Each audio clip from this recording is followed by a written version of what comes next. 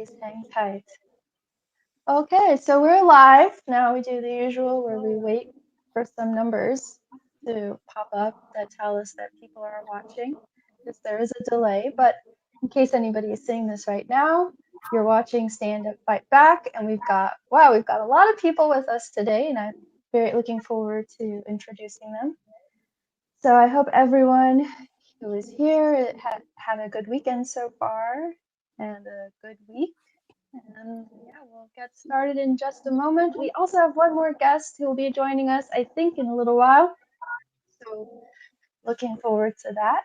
Okay, we have a few people with us now. So why don't we go ahead and get started? We apologize for not advertising the show like we usually do ahead of time, but I've been a little overwhelmed with work. So yeah, but we're still here. You can count on us to be here every Sunday morning. Okay, so why don't I go ahead and get started? So, hi everybody, I'm Margot Paez. I'm a scientist, engineer, and occasional journalist, and this is my amazing co-host over to one side of me, and that he is a wonderful, absolutely wonderful grassroots organizer, Carlos Marroquin. You're watching our weekly Sunday morning show, Stand Up, Fight Back, where we discuss strategy and analysis for the progressive movement. We simulcast on Facebook and YouTube, so please share us with your friends. And of course, subscribe, turn on notifications so you don't miss an episode. Today we have quite a few guests. We have Michelle Verne, president of Feel the Bern Democratic Club, San Fernando Valley, Kaison Verne, student organizer, Michelle Manos, she's project director of Project Mask LA, and I believe Betty Dumas of Healthcare for All Los Angeles will be joining us shortly. Well, Carlos, okay, so we have quite a group today. Why don't you start us off with a little bit of an introduction? First of all, I want to say good morning to everybody and wish you a happy Valentine's Day. Look at my sign here. Don't you love it? Yes, Bernie loves you. He's been fighting for you for many, many years, and he's just an amazing human being that cares about humanity. But we are coming to you. I am here in Hollywood, and we want to welcome you wherever you may be watching from. And we have a lot to talk about today, but we have very important guests with us today.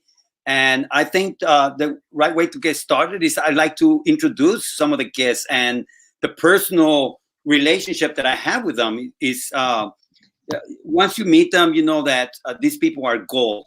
They are gold. We are facing countless of crises at all kinds of levels, you know, nationally, statewide, citywide, in our communities, etc.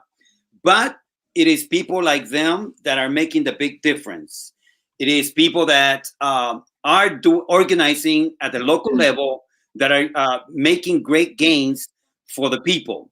First, I have Michelle Verne. She, of course, is the president of the Feel the Bern Democratic Club in San Fernando. She's a powerhouse. I tell you, Michelle Verne, a mom, a organizer, I say one of the most positive people that I know, and it's just always there serving the community, always doing things, and most important, the example that she's setting to her children. Everywhere she, you know, whenever there's our events taking place, she's out there dragging the whole family, bringing everybody on board. You know, so. She fills the room with her family, you know, and with her presence. So very special to me. And of course, her son, Kaison, leading the students in organizing at his school. And another amazing young man, one of those people that you just admire and get inspired by, because, you know, the level of communication that he's got with the people is just contagious. He makes you feel good when you're around them, because again, this is a young man that his heart is full of love. Then Michelle Manos, my goodness, girl, That's another powerhouse here in Southern California. I have had the privilege of being organizing with her over the years, and has also led the efforts with a Bernie Coffee Shop, where she's one of the people that's responsible for what goes on in there. And as you know, the coffee shop has served as a way to empower the grassroots movement here in Southern California, and it is a recognizable uh, location for the grassroots movement. I work with her in so many different projects, so many different ways, and we are planning some things that we're going to be talking to you not on this broadcast but later. Some amazing news that that may be coming up. And lastly, we have Betty Dumas, another powerhouse in Southern California, especially with the healthcare movement, movement to bring healthcare for all. She's an amazing woman, another positive, one of those positive people that I know that is always on the go, always doing something for the community, always getting involved, always participating, always coming to the events.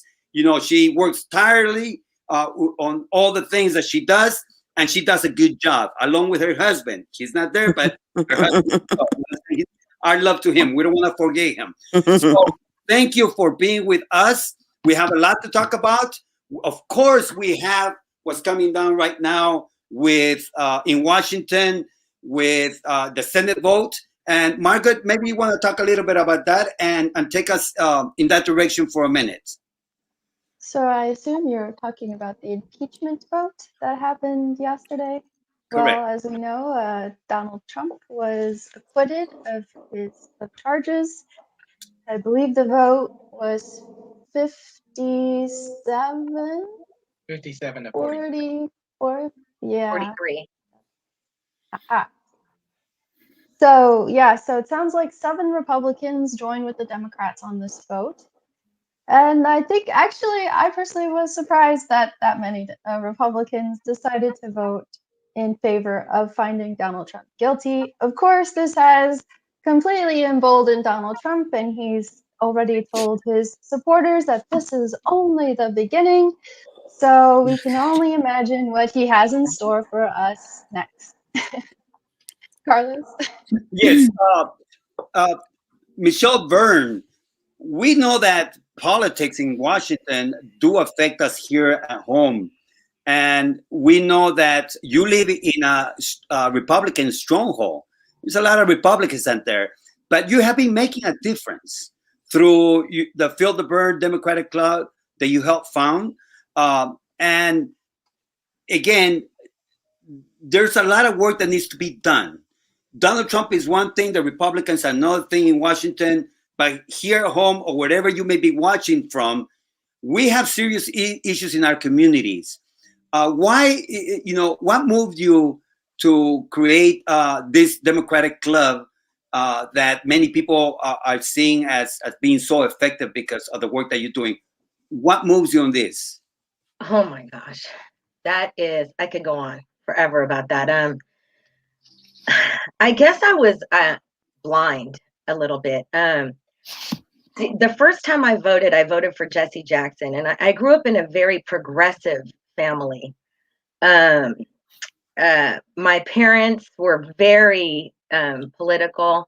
My mom loved Bernie since I was in my late 20s and had always wished that he would run. And I just, as time went on, things started getting worse and worse. And when Reagan became president, I kind of lost my hope. I just went on with my life. I was young, so I just went on with my life. And then I hung around with people that basically thought like I did. So I always thought everybody thought like I did, right? That everybody was for the people, that everybody followed the Constitution, that everybody knew what was going on, and that soon we would get, rid of that way of thinking. And so I kind of just gave up. And then I went into college and I got a journalism degree when I was in my 40s, and it brought to light a lot of things, and I realized that I had been blinded, and I started really getting into media and watching every kind of media there was out there. And when Bernie decided to run, I lost it. I was like, this has got to happen. And I really thought it was, because I thought in 2015, a lot of people thought like me and were waiting for this, right? Um, it turns out they were, but there was the other side of things with the Tea Party, right? So as time went on, I didn't fight as hard in 2015 as I should have.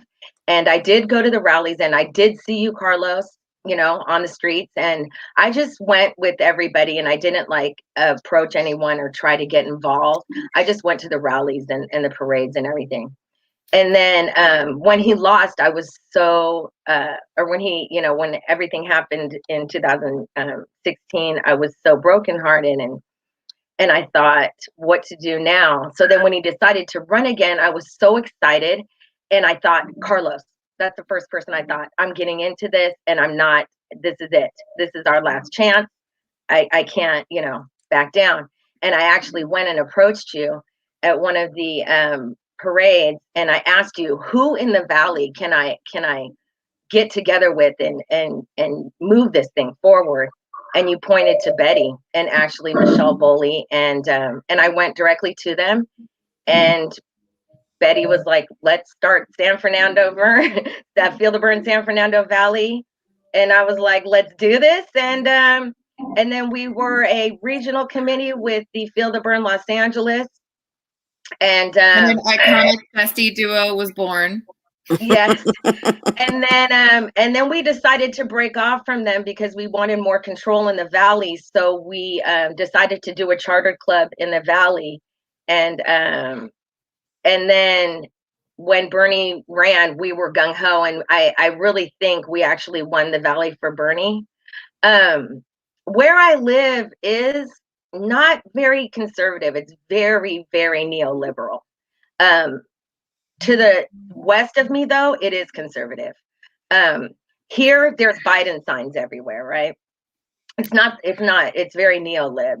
But we took the Valley, and me and Betty and Kaison and pretty much everybody believes that we did that. We put booths up in concerts in the park across the Valley. We went on campuses and put up booths, and we did everything we could. I mean, we had sleepless nights, and I was too old for that. But anyway, so then after that, and when Bernie left the race, and we were all so depressed, I didn't want to give up, and neither did anybody in the club.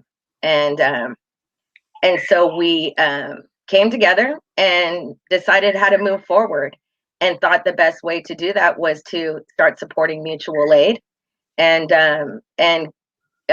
getting together with other organizations and building a movement. And that's what we're doing right now. And being a chartered club will help us move into the Democratic Party and change the Democratic Party into what it should be, which is one that is not neoliberal and one that is a party for the people, which is what it should be from the beginning. And I firmly believe the only way to do that is to get money out of politics. And so we must build this movement in an effort to do that. Great. Betty, so, yeah. That's a lot, I know, but that's the full story. You guys are doing tremendous work out there in the Valley with the club. You guys are writing resolutions that are being submitted to the party, to the California Democratic Party. You're advancing some of the issues that we care about. But Betty, one of those things is, of course, we brought you in here, and thank you again for being with us in a short notice. But healthcare for all. Healthcare for all is so very important, especially during this pandemic. Last time we had you here, you spoke about, with the other guests, about the 100 days into this can into the new cycle of politics, but also gave this 100 days to Governor Newsom. Can you tell us a little bit about that and a little update on that, please? Sure. Well, thanks for having me, Carlos and Margot. Carlos, you know what? You inspire us all. I mean, we're like, Carlos has the energy. Carlos is out there. We're out there. That's it. So thank you for that ever going inspiration. And just to add to Michelle, I just want to let you know that we are making inroads, I believe, on the inside strategy of making the Democratic Party more progressive. We won elections, for county, city, though they're volunteers. We won elections for the county committee seats. We won elections for the ADEMs, which are the CDP, California Democratic Party. So we are making inroads there as well as what we're doing with LA.it, which is the resolution that we have recently passed and which we have all worked in the background to get the support to pass those resolutions. It's not only in the writing, it's also in the organizing behind it, reaching out to other delegates and LACDP members, let them know what's coming down the pike, let them know that, we need a yes vote on this. And that is organizing work behind the scenes that Michelle and we all participate in, that you might not see in the, you might not see like up front. You see the author, and the author gets a lot of credit and everything, but you don't see the behind the scenes, which is a lot. Okay, so let me tell you a little bit about the First 100 campaign, which we actually, as you know, we kicked off on January 1st at the Tournament of Roses at the People's Parade. And since then, it has been snowballing or, just getting, bigger and bigger. We're making that snowman, but we want that, and it's really evolving as we go. And it's also will be complementary to another big campaign that is coming up. So first of all, we gained quite a few people that have joined the campaign. We have a great branded social media blast that we do every day. We are all volunteer, and we are all working really hard to get California Medicare for all. I work for an organization, and when I say work, I volunteer. I don't get paid, but I work it for Healthcare for All Los Angeles, and which is a chapter of Healthcare for All California. And we decided to put this campaign together because of our current situation. Well, not just because of a current situation, but because of what is happening with the pandemic. We believe that the pandemic is being bolstered. We believe that the pandemic is being it's just prolonged because of our profit-first healthcare system. We cannot protect our healthcare workers. We cannot roll out a vaccine quick enough because everything has been focused on the profit and not the people. Everything has been focused on not being prepared for emergencies like this instead of the public health. So I'm just going to go I'm just going to go into exactly what the 100 Days campaign is, so that we hopefully get more people to join us. The United States healthcare system, as we know, is failing us, period. And the current pandemic has made that fact even more apparent. The purpose of the First 100 Days is to focus efforts on persuading Governor Gavin Newsom to begin the work to provide guaranteed, comprehensive, single-payer healthcare to all Californians during the pandemic and beyond. So we believe now is the time for California to lead this nation. Newsom campaigned on single-payer healthcare, and now is the time to act on single-payer healthcare. He has it within his power to guarantee healthcare as a human right to all Californians by delivering his single-payer Medicare for all campaign promise. What better time than now? No better time than now, when we're all suffering and we all understand how this profit-driven system is affecting us. The pandemic has killed over 40,000 Californians, and we are having him, we are basically demanding that he takes action, because we know that he can save lives by doing this and save money and stimulate our economy. So we have 3 demands of the governor, which is to lobby his state legislators to introduce a California state single payer bill within the first 100 days of the campaign. That's why we call it the first 100 days campaign, which in the first 100 days of the Biden administration, excuse me. Then Betty, we would like I have a question for you, Sure. but go ahead and wrap up, and then I'll ask you the question. Sure. Okay. Begin the application process for the necessary state innovation waivers from the Health and Human Services, which we hope to be Xavier Becerra.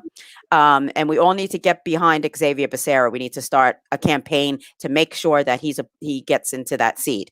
We need him to publicly pledge to the people of California within the first 100 days of the Biden administration that he will sign a single payer state piece of legislation. And we have several different actions and engagements to join when you join the campaign to do, which I'll drop a link, and hopefully we could share in the comments as well. But I'm sorry if I took up too much time. No, that's not fine. at all. But there was just a question from a viewer. Mhm. They asked, what can people who are staying safe at home do to support the cause? What action can I take? And that's from Cindy. Oh, okay. You know, the thing about our campaign is beautiful because it actually, I call it like pretty much virtually COVID safe. Because what we're asking people to do is to call the governor. And we have a script, and basically they go through the demands and they say, this is just like I did right now. Not as wordy, of course. You just say, you need to do this, this, and this. And we have that script prepared. And when you join the campaign, you'll get all those tools. We ask you to join us as to our daily social media blasts, which are done on Twitter, Facebook, and Instagram. And we have different ones. And then we also have ones that we standardly do every day.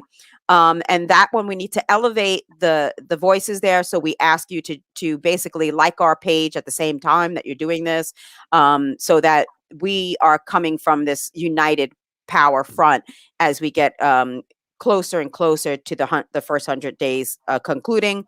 We ask you to share your Medicare for All story, either in a photo and a little story, or in a video. And when I drop a link, you could join and you could read up a little bit more, and you could actually know exactly how you can do all those things. Now we have caravans that we do, and we have different events that we do that are car caravans. So that's why I say virtually safe. Those are, we'll bring you out into the community. But the other two is you could do every day. You can help us behind the scenes of the campaign. If you have any special skills, if you have any admin organizing skills, if you have any if a social media, back and front, we would love you to do a tutorial for us, because some people just don't get different social media platforms. So there's a lot of work to do, and a lot of things that you can contribute to that you could just stay at home and do it from home. A lot of this can do just by sitting on your couch, with your laptop or something. That's great. So, Kaison, we haven't really talked with you yet. I understand you do some student organizing. Maybe you could tell us a little bit about that. Well, from my experience, I'm kind of more of a follower when it comes to my mother. I look at her as a mentor, and I've always followed her footsteps every step of the way throughout the Bernie campaign. And she inspired me to create Students for Bernie, which was the only club on campus to support presidential candidate Bernie Sanders.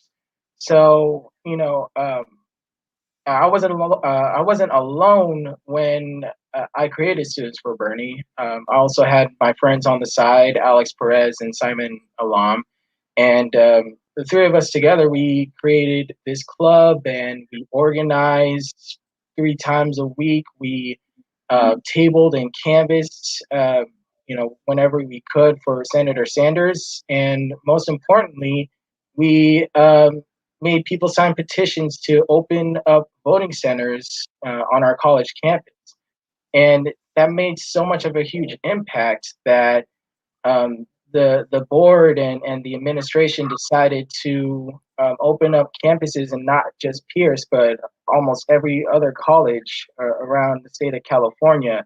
And it made such a tremendous impact, and people were lining up to vote, and it was easier for people to go to another voting location to just get voting over with and be informed while voting as well. So it was just such a tremendous impact. And from my perspective, out of campus, it was such an amazing experience.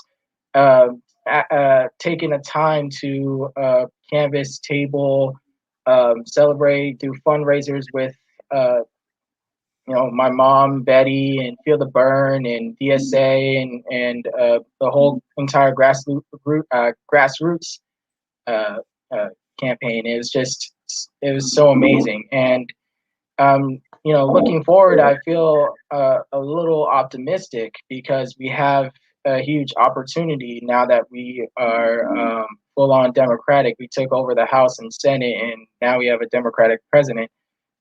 Not only the fight's going to be easier, but we have to fight harder, and we have to push harder. I ran for as a California delegate for District 45, and I won because we organized to win. And it's going to be such an amazing experience having a bigger voice and giving being the voice for Gen Z and millennials, as well as along with my friend Avista, who's around the same age as me. And she inspires me to fight as well, and she's more communicative up to the point where I look at her as a mom my age, and it's like, I'm sure she's gonna love that. inspire me to run for West Hills Neighborhood Council as well, which is the most conservative area in the Valley. So that's going to be a challenge, but I think the fight's going to be a cakewalk if you organize. So Right. yeah, and as a now CSUN student, about to be CSUN student, just like we did last night with the Love and Power Expo, I want to build a coalition in CSUN and help students and guide them to, organize and to be passionate and caring not for the policies that we support, but for their own selves as well, and for their own needs. How can I not be proud of that? Yeah, and Michelle, tell us a little bit about those balloons in the background. Do you have a special Valentine? Those are for you guys, virtual Valentines. Oh, No, we're wow. Kaison and I are going to perform in an event for Project Mass LA later this afternoon. Michelle will tell you more about that. So, yeah, that's why we have the balloons. Oh, awesome. Okay. So, Great. Carlos, I think we have not really talked much with Michelle yet, so maybe it's time Yes, to find out more about these balloons. I know. I'm really excited to introduce her to you guys. Many of you guys know her, but Michelle, when the pandemic hit, you moved to organize and to be on the front lines, as you always do, alongside with some of the amazing people that work with you. But you guys created a organization that is providing masks to those that are in need of. There's a lot of people out there that don't have the money to buy these things. But beyond that, is like, this is a direct response of the grassroots during a moment of crisis. That's the way I see it. Just like Michelle Verne, saw the need to organize community, created the Feel the Bern Democratic Club. You guys created an amazing organization. Tell us a little bit about that. Yeah, thank you.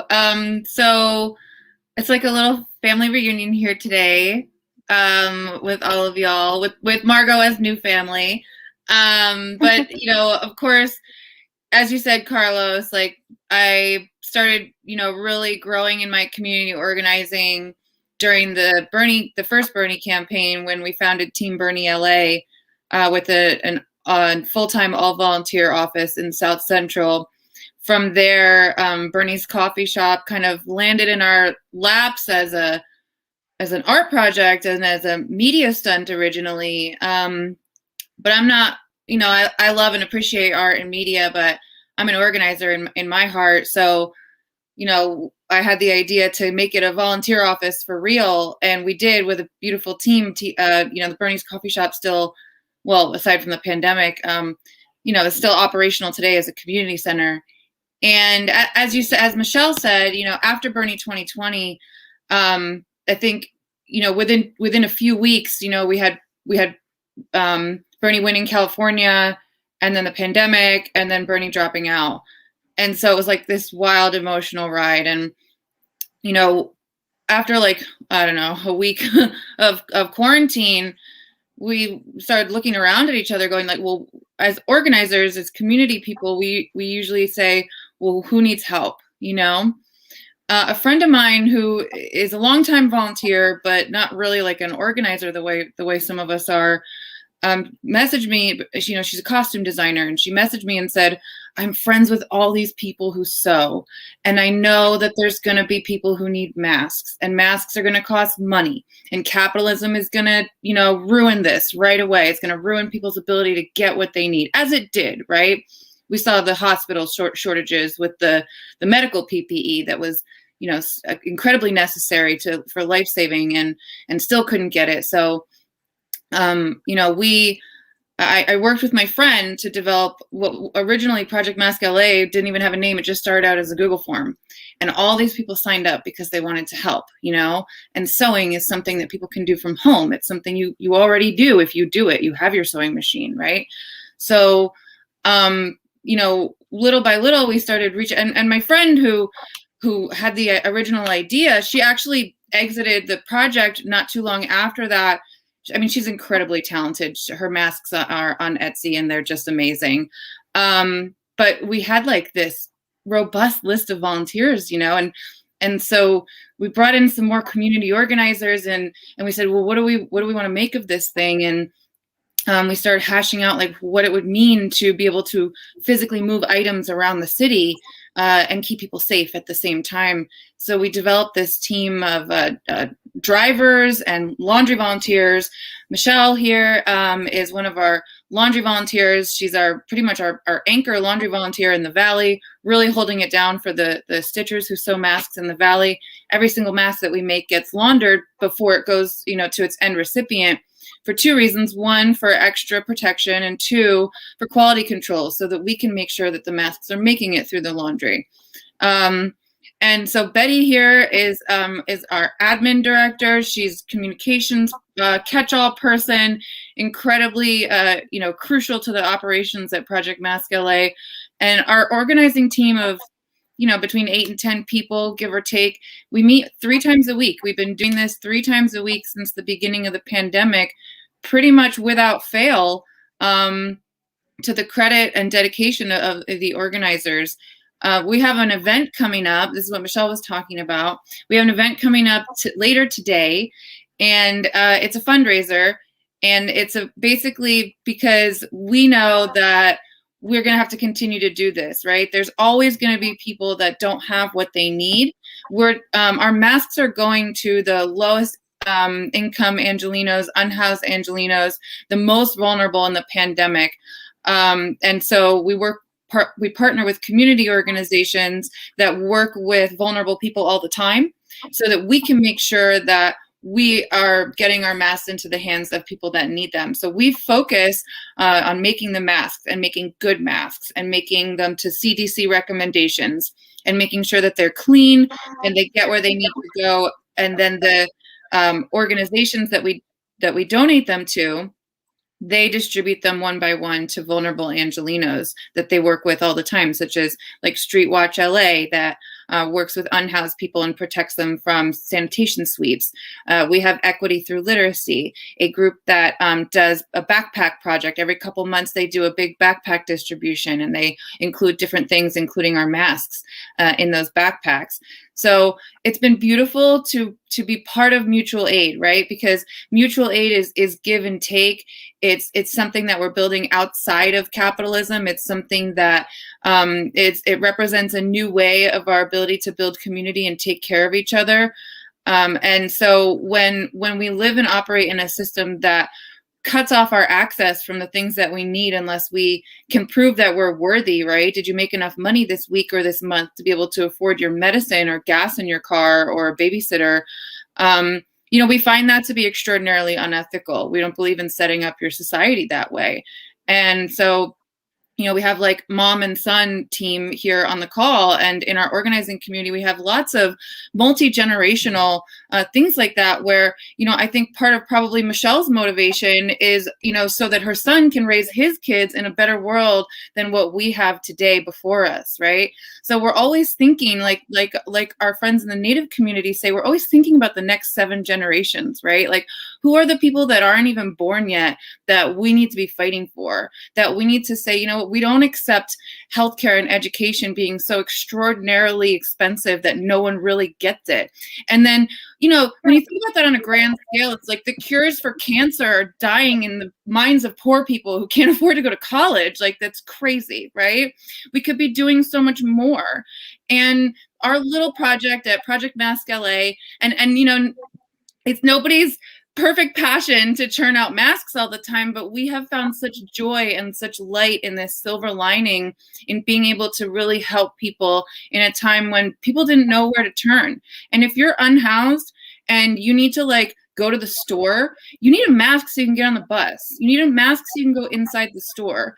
And what I have seen firsthand, for instance, at my work at the Shower of Hope, where we interact in a high contact way with unhoused people, is that people who don't have proper access to masks are using filthy masks. I mean, the masks that we see people pulling out of their pocket to put back on after they've taken a clean shower are unacceptable. And so when we have a problem like that, what we have to do is address it. I don't know. I feel like my internet may have frozen here real quick. Can you guys hear me? Yes, we could hear you. Okay. It did freeze a little bit, So, but we that's kind of the spiel about why Project Mask LA and what we've been doing for our little corner of mutual aid during the pandemic. This afternoon at 4 p.m. Pacific time, our event is going to be a lot of fun. We're going to have several performers, including Michelle and Kaison, who are going to be performing Love Shack as a duo, which is going to be amazing. We're also going to have some extraordinarily talented singers and spoken word artists, and as also speakers from the community. Some of the organizations that I mentioned will be representing to talk about their own work, why mutual aid is so important, and of course, why folks should help support Project Mask LA. I think Margot is posting the links in the chat. And so, you could spend, $5 or $10 on some games and come and support us, or you can join the event for free and just have some fun in community. We're calling it a mixer. So bring your afternoon drink and we're going to have fun together. Wow. Tremendous. That's fantastic. Yes. Okay, So, Carlos, before we move on, Carlos, I just Yes. want to remind everybody that we're here. They're here watching Stand Up, Fight Back, and we're about 40 minutes into the show. And we spend a lot of time introducing our guests, doing a little introduction, hearing what they're working on, which is really important because it's no secret that we like to promote the activities of our fellow grassroots organizers, because that is how we get things done. That's how we change things in this country. So Carlos, I was thinking maybe now would be a good time for us to open up and have everybody, because we have people from so many different backgrounds. I think it'd be interesting if we talked a little bit about certain uh, newsworthy topics, like what's going on with the pandemic, or maybe climate change, or just anything very open. What do you think? We can just Yes, open of it up, course. like throw a question And I out like there that and have because, everybody. Mhm. right, because it's important for us to understand that grassroots organizing is effective. This is how, as you say right now, this is how we get things done. And you could see that through the examples of these beautiful people that are here with us today, our guests. They are on the ground organizing. They are there talking to the communities. And this is exactly what we need to be doing right now. We are facing a very, very challenging times, literally all the way around. There is no one is exempt from this. But unfortunately, they are those. Can you hear me? I had something here. Yeah, we Yeah, can I hear you. can hear you. Okay. Yes. You're good. So again, we have the opportunity to come together. We see sometimes that there is a lot of division amongst the progressive movement. Any of you guys, uh, why is it so important to stay positive and stay focused?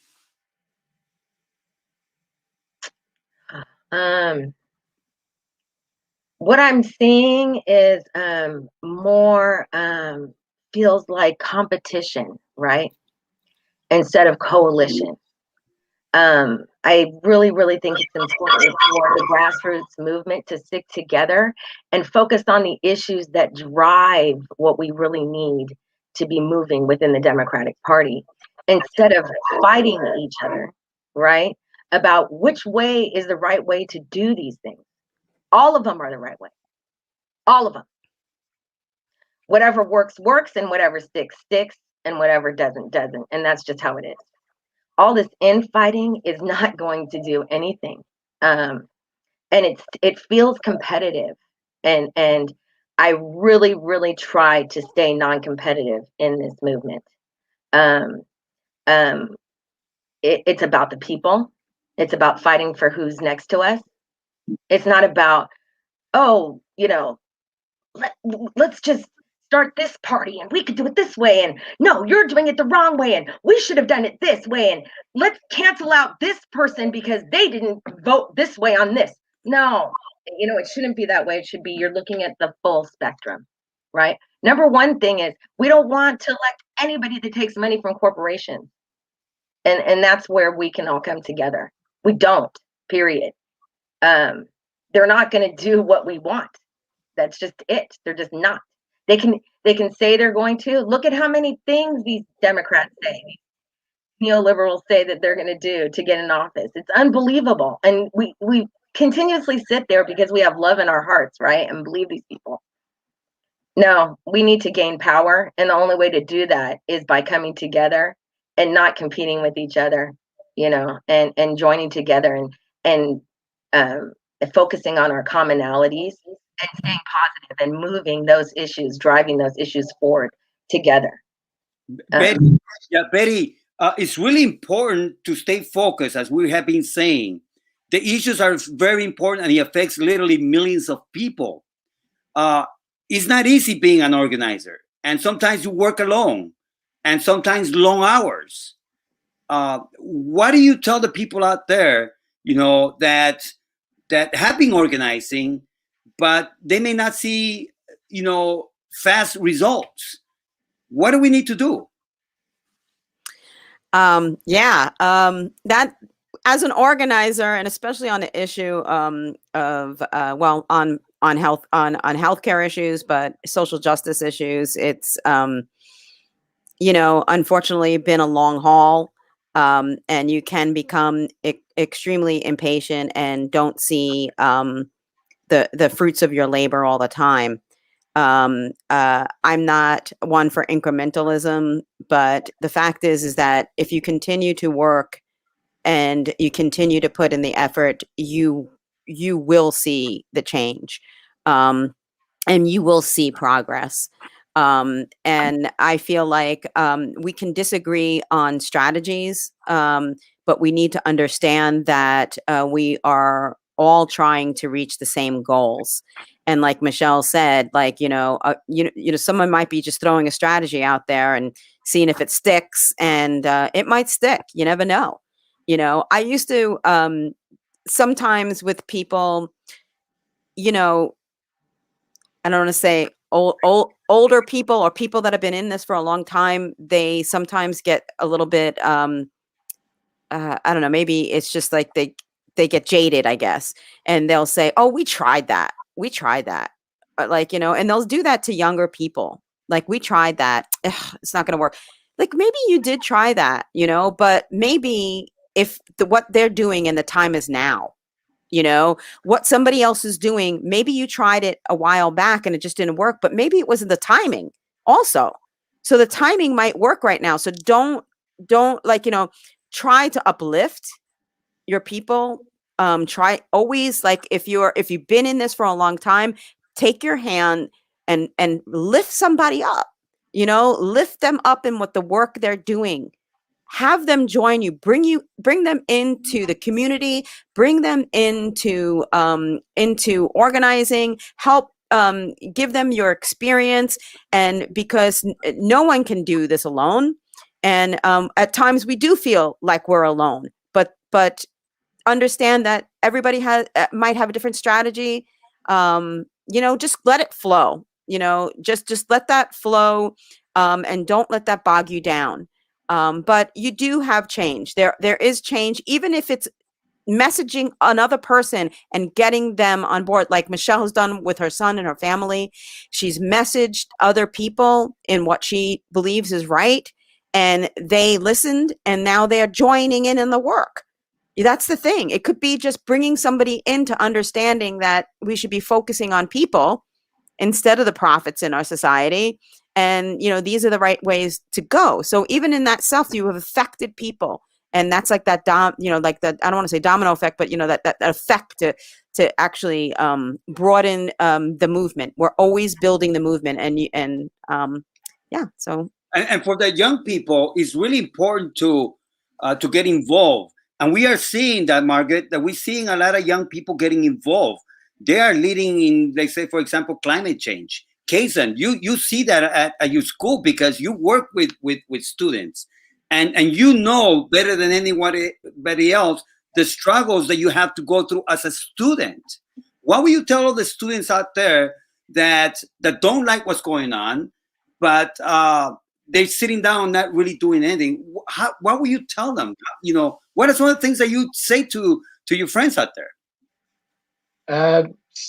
Just simply to stay optimistic, take the time to educate yourself and care about yourself. And, as long as you do, be yourself and, care for all others and have empathy and sympathy, you'll be more passionate about these causes and about climate change and, about your own future and the people around you. I'm a basketball coach myself, and during Bernie's campaign, I always wore a lot of Bernie shirts and Bernie pins while I work, and a lot of the kids that are like younger than me always ask me questions about Bernie and about the world and what's happening to it and everything. And I always encourage the kids to keep on fighting. You guys are young. This is your future. This is my future as well. This is your parents' future. And, even the parents and the coaches always talk to me about it too. It's a really weird but amazing experience to have as a basketball coach, because you're supposed to care. You're supposed to be passionate. You're supposed to set an example for yourself as a positive figure, and this sort of, I don't want to sound egotistical, but this sort of light to guide the younger generation. So Yeah. Yes, Michelle Manos is. I know that a lot. We talk a lot. One of the things that you're really big on is infrastructure. As we move forward, as we form new campaigns, as we engage on issues, why is infrastructure very important? To those that are organizing. Sure, thanks. I think this is something that applies sort of across the board, regardless of whether you're organizing in like political or non-political spaces. One of the things that is extraordinarily common that we have always and forever had to deal with since the beginning of the struggle for justice is burnout, organizer and volunteer burnout. The exhaustion that comes with the work that we do and the uphill climb and the gaslighting from the establishment and the ways in which we pick on each other and tear each other down and things like that. So, organizational infrastructure can provide us with boundaries for our individual work. So when I join an organization, if I have a role, then I know what my job is. That means I don't have to take on everything, right? I know for me, or for like Carlos, right? Like we work together all the time, as he said, either one of us could do any aspect of an event, right? But when we work together and we build something together, we break it down into what each of us is going to do and what the other team members are going to do, right? Just the basics of doing that. Like you're going to do media, I'm going to do logistics, this person's going to do that, this person's going to do that. Doesn't mean that I can't do the things that someone else is doing or that I wouldn't if asked. It just means that there's no reason for one person to carry the weight of the world on their shoulders when we can actually, many hands make light work. In addition to that, when we have organizational infrastructure, ideally part of what we're building is structures for accountability, things like conflict resolution, right? Because too often we have like really effective groups that are doing wonderful things, and a basic, disagreement about what comes next can cause a group to split, right? Or an instance of harassment or abusive language not dealt with correctly can cause a group to split, right? And it can cause people to feel unsafe in spaces in the movement. So when we have organizational infrastructure in our spaces, we are actually providing safer spaces for our mental health. We are providing a way to build, right? Because when we have infrastructure or a goal to have infrastructure, then we have to actively build it, right? Part of the reason that Project Mask LA has been able to sustain this past year, meeting 3 times a week, doing actual labor such as sewing masks and driving them around town and laundering them, is because we have asked people to drop into a specific role. Even though the whole entire project is very big and it takes a lot of coordinating to get it done, and yes, we have people who work very hard all the time on this, but we make sure that people are aware of their responsibilities. If it's too much for them, they check back in. If we notice people taking on too much, we check in with them. We talk to each other. That's part of the beauty of having a lot of communication on a team that's really trying to get a lot done under difficult circumstances. Is part of the thing that we're building is like new ways to go about all this. That's what I was talking about with mutual aid. So in the past, when perhaps we handled our organizing more like a corporate structure and more like, keep your problems to yourself and show up ready to work kind of mentality, like, no, I know even for myself, like I've had to come on a call and humble myself and say, guys, I dropped the ball, and here's what was going on in my life at the time that happened, so that you understand what happened on my end. Because not only am I going to trust you with this little window into my life because we're in this together, but you're going to trust me that, that was an isolated incident. We know Michelle and we're going to like move on, right? And we're all allowed to make mistakes. I mean, raise your hand if you've never made a mistake, right? Like, you're young, Kaison, they're coming. Exactly. But for real, like, new ways of doing all of this. And I think that, when we have new volunteers, and this is my final point about organizational infrastructure, new volunteers feel more comfortable showing up to something that feels organized. They feel comfortable showing up to an infrastructure that they can easily drop into. They see their access point and they see how they can be of use, and they see how it's going to fit into their lives, right? One of the things we learned with Bernie's Coffee Shop, which is a massive undertaking, like to run an event space that's in high demand on an all volunteer, all donation budget, right? Was that when we ask too much of people in a disorganized way, then everybody throws themselves really hard for a period of time, and then everybody gets burnt out. And then our work falls apart, and the gains we made get lost. And then some people never come back because they're too exhausted. They said, screw that. I need to go build my career and spend time with my kids. So we need people to stay in this movement as they get older, right? Even as their kids grow up, even as they buy homes, even as they retire, we need people to stay in this movement. We can't lose our mentors because they grow up and age out and they have to do life, right? We need to provide spaces that are reasonably accessible to people already doing their life so that it's not a choice. That I can have a good relationship with you guys know Erica Ferriston from the healthcare movement, right? Like, she has her boundaries. She has her kids and her husband, and she is also 100% committed and dedicated to this work. So we have to find these ways that work for us. And those of us that organize groups and events and stuff, is incumbent upon us to find ways to do that so that people feel welcome and so that they stay, right? So organizational infrastructure can provide a lot of that. And it's part of what Carlos was alluding to earlier, that he and I have some things coming up that we're going to want to talk about soon.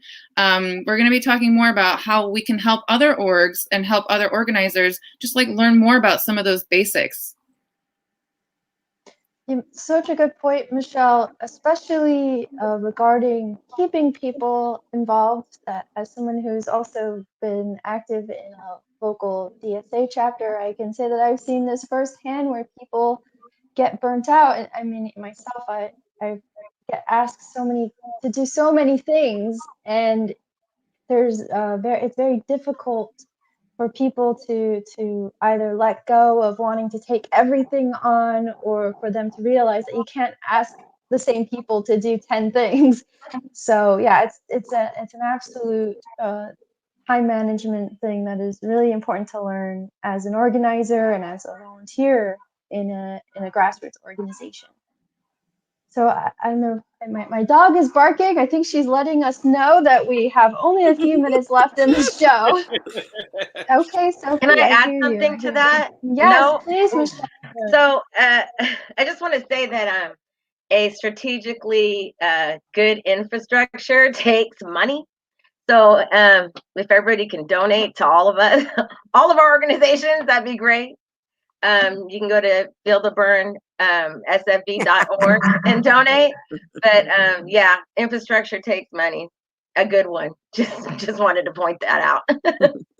And I want to say, it's because we need to pay for things like technology. We need to pay for things like storage space. We need to pay for things like art supplies for events.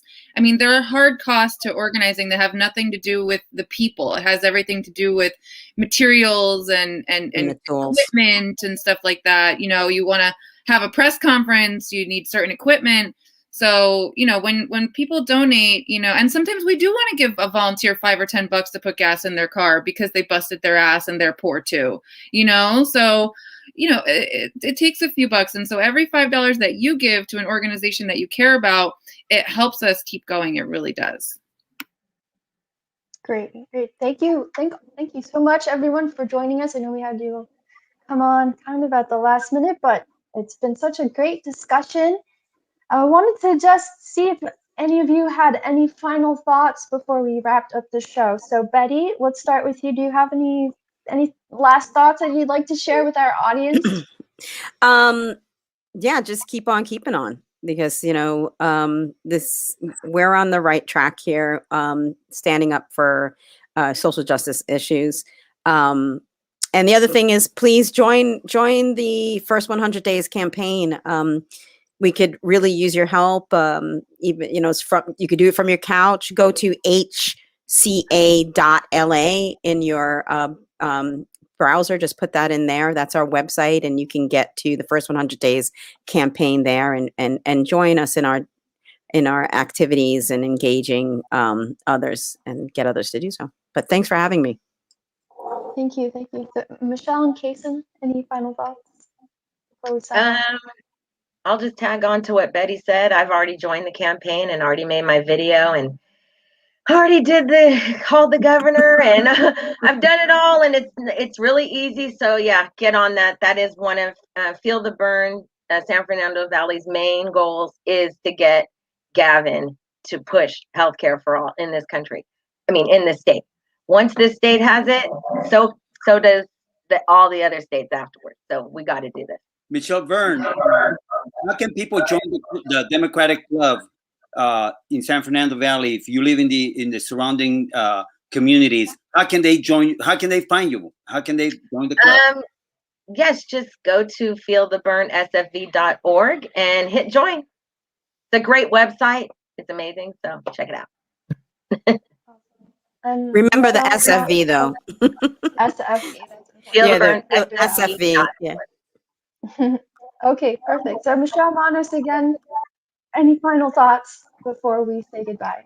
I'm just grateful to always be organizing with and around the powerhouses such as yourselves, and I hope that folks, if they're looking for something a little fun to do later, will join our PMLA event. It's going to be high energy, lots of music and games. Carlos will be our MC, so you'll get much more of him. And so yeah, it's going to be a lot of fun, and it's something we can do from home. Awesome. Carlos? Happy Valentine's Day, everybody. Happy Valentine's Day. Any final thoughts you have? Just everything you guys said, basically. Yeah, I really don't have anything else to say, but keep the fight on, and we have a chance here, and we have a chance to remind every single Democrat what their job is, and we have the ability to tell them to do their job and to support these policies that we've been fighting for all our lives. I would like to make a final pitch for Kaison. If you are a student or a student who wants to start figuring out how to get organized on your campus or how to talk to other young people, reach out to Kaison, because he has done it. And I'm sure that he's willing to impart his knowledge on other people who want to do it in other schools, because that's how we build. And Kaison, since you've done it and you're often, running and you're an ADEM now, you are now a student mentor, right? Yeah. Yes, I mean, technically community college student mentor. There you go. College mentor. Don't forget us next week. We are going to have members, some of the leaders from the Sunrise Movement with us. So we're very excited about that. But today, as people are out and about celebrating Valentine's Day, our thoughts are with all those people that feel that they are not loved, that their own families have given up on them, that are struggling with addictions, with homelessness, with health issues. This is why we do this. This show is about us bringing people together and showing that each one of us can make a difference on someone else's lives. We need to be sharing more of our love and giving love. And if you need love today, just know this, that all these people here today, Margaret and Betty and everybody else, are here because we love you and we care about you. And we want to make sure that your voice is being heard and that we are fighting for the things that are dear to you. And it's not perfect, as I always say, but as long as there is breath, there is hope. For sure. That's right. Happy Valentine's Day. Happy Valentine's Day. Thanks for having us.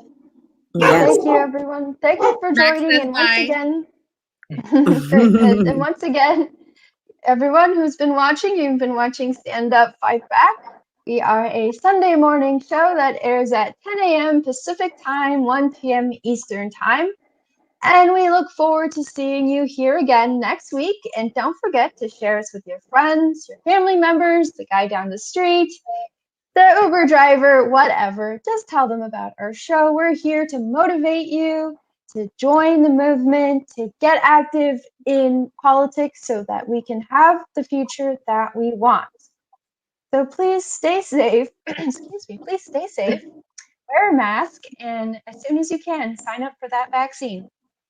Right, we will see you again next week. Have a wonderful week, a wonderful Sunday, a happy Valentine's Day, and we will see you soon. Don't forget to donate to your favorite organizations. Bye, everybody. See you next time. Bye bye.